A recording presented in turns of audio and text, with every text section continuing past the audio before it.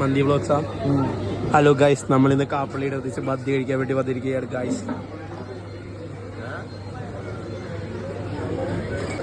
മടിയനായി മാറി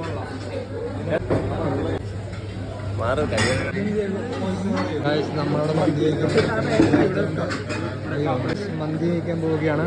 പ്ലേറ്റ് വന്നു, ഫുഡ് ഉണ്ട്, ഉണ്ട്, ആകാശ സാന്ദ്ര, പിന്നെ ഞാനുണ്ട്.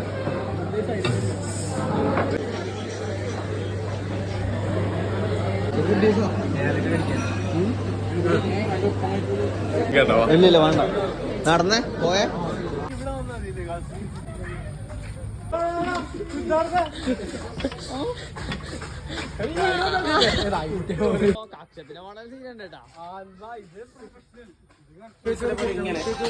പക്ഷെ നമ്മളെ കഴപ്പന്മാരൊന്നും മുങ്ങി ചെയ്ത്